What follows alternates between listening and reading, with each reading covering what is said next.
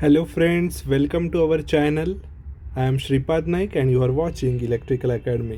तो अभी पहला हमारा ये सीरीज़ का जो हमारा क्रीम पावर सिस्टम का जो सीरीज़ है उसका पहला पार्ट अभी मैं शूट करने जा रहा हूँ। तो उसमें देखो सबसे पहले आपको क्या इधर दिखाई दे रहा है। एज पर आपका जो आई रूल है 1956, as per I rule 1956 rule 54 इसके हिसाब से अगर मैं बात करूँ, एक मिनट है ये इरेज हो रहा है, ठीक है। तो देखो इसके हिसाब से अगर मैं बात करूँ तो उसमें आपको लो वोल्टेज का रेंज मिल रहा है 250 वोल्ट, मीडियम वोल्टेज रहता है आपका 650 वोल्ट, हाई वोल्टेज रहता है 33 केवी और एक्स्ट्रा हाई वोल्टेज रहता है आपका ग्रेटर दैन 33 केवी। तो लो वोल्टेज के लिए आपका वोल्टेज का बैंड रहता है, वोल्टेज रेंज -6 to 6% तक आपका वोल्टेज वेरिएशन अलाउड है इधर। बाद में आपका 650 वोल्ट के लिए, मीडियम वोल्टेज के लिए -6 to 6% ही है।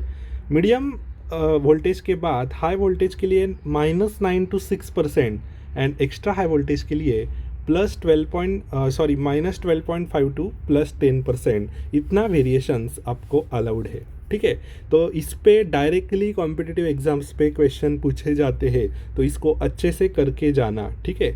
आगे का टॉपिक मैं डिस्कस कर रहा हूँ स्विचिंग ओवर वोल्टेज। तो स्विचिंग ओवर वोल्टेज का इम्पॉर्टेंट कंसेप्ट आपको पता होना चाहिए। जब आपका सर्किट ब्रेकर ओपन होता है तो it acts as a capacitor and LC oscillator उसका फॉर्म होता है। इट फॉर्म्स एलसी ऑसिलेटर, ये बहुत इंपॉर्टेंट है। Voltage produce by LC oscillator is nothing but switching over voltage. इस पर डायरेक्ट क्वेश्चन आया है, तो अच्छे से करो। और अबो 345 केवी आपका जो इंसुलेशन डिज़ाइन किया जाता है वो on the basis of switching over voltage decide किया जाता है। ये जो स्विचिंग ओवर वोल्टेज है इसके बेसिस पे अबो 345 केवी आपका इंसुलेशन डिज़ाइन किया जाता है और बिलो 345 केवी आपका लाइटनिंग जो है आपका उसके ऊपर, लाइटनिंग ओवर वोल्टेज के ऊपर आपका इंसुलेशन डिसाइड होता है, ठीक है।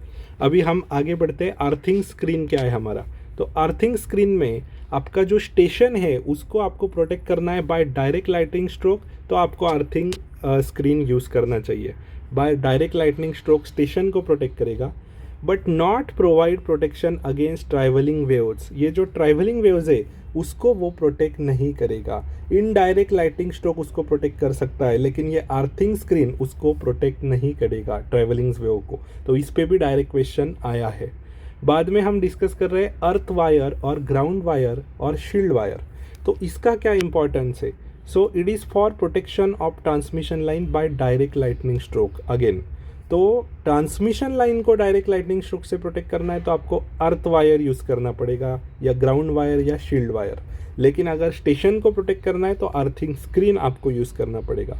बाद में देख रहे हैं हम लाइटनिंग अरेस्टर और सर्ज डाइवर्टर्स भी हम उसको बोलते हैं।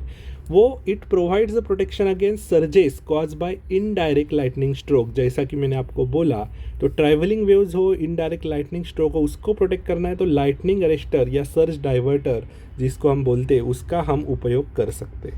अभी आपको ये एक बात पता होना चाहिए कि ओनली सर्ज एम्पलीट्यूड से आपका डिवाइस डैमेज नहीं होता है। आपका डिवाइस डैमेज होने के लिए रिस्पॉन्सिबल फैक्टर है उस सर्ज का स्टिफनेस कितना है। सर्ज का स्टिफनेस जितना ज़्यादा उतना वो डिवाइस इजीली डैमेज हो सकता है। सो फॉर दिस हम क्या यूज़ करते हैं, हम यूज़ करते हैं इधर surge absorber to reduce the stiffness of wave front of surge by absorbing the surge energy. तो सर्ज डाइवर्टर सर्ज को डाइवर्ट कर रहा है लेकिन सर्ज एब्जॉर्बर क्या है, सर्ज एब्जॉर्ब करता है। ये बेसिक इंपॉर्टेंट फैक्टर्स आपको पता होने चाहिए, दोनों भी इंपॉर्टेंट है, ठीक है। तो अभी स्विचिंग सर्ज आपकी इधर जो आती है तो वो स्विचिंग सर्ज क्यों आती है। It is the short duration transient voltage जिसको हम बोलते हैं स्विचिंग सर्ज। तो it is cause due to sudden opening और क्लोजिंग ऑफ सर्किट ब्रेकर और switch, opening of circuit breaker due to fault and arcing, interruption of low inductive currents, ठीक है, and switching of high voltage reactors and fault initiation and clearing, ठीक है। तो high voltage reactors आप अगर switch off कर रहे हो, लो इंडक्टिव करंट को इंटरप्ट कर रहे हो तो आपका स्विचिंग सर्ज उधर बनता ही है। सिर्फ उसका स्टिफनेस कम ज़्यादा हो सकता है लेकिन switching surge it must be there. And surge diverters and surge absorbers are the types of over voltage protection device.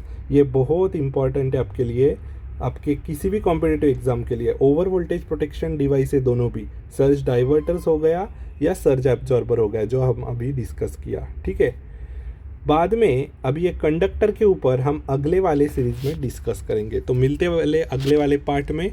Thank you very much. तो बने रहिएगा, सारे जो भी हमारा ये सीरीज़ है पार्ट 1 2 3 4 जो भी जितने पार्ट्स हमारे होंगे बहुत इम्पोर्टेंस होंगे आपके लिए।